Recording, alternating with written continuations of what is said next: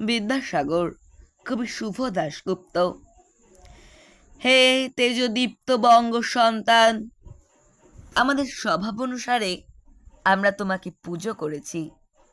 আমাদের স্বভাব অনুযায়ী আমরা তোমাকে ভগবান বানাতে চেয়েছি, হয়তো পেরেওছি। কান্নার সমুদ্রও আজও উত্তাল, অজ্ঞানতার অন্ধকার আজও ভয়ঙ্কর, কর্মবিমুখ কট্টালিকা আজও স্রোতস্বিনী।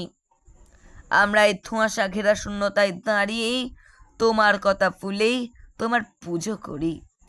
তোমার নামে লাইব্রেরি বা পথ বা সংগঠন গড়ি, উৎসব করি, আলোর বাহারে সাজাই মেলা।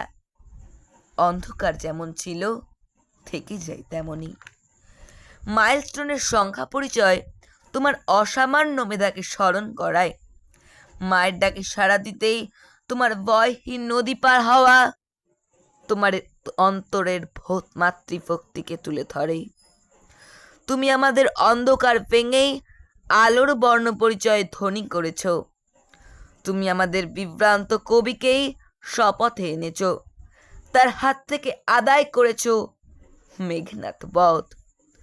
তুমি গরিবের কান্নাকে তুলে নিয়েছ নিজের চোখের পাতায়।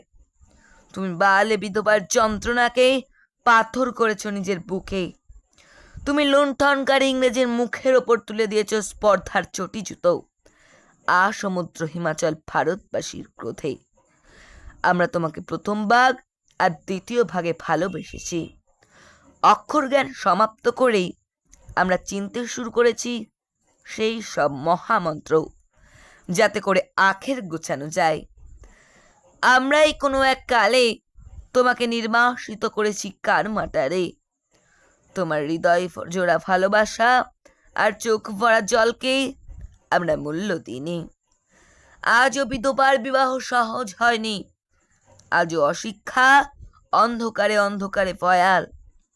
সত্যিকারের বর্ণ পরিচয় যা ধরা ছিল তোমার প্রতিদিনের জীবনযাপনে, সে বর্ণ পরিচয়ে আমরা পরিচিত হইনি, হতে চাইনি।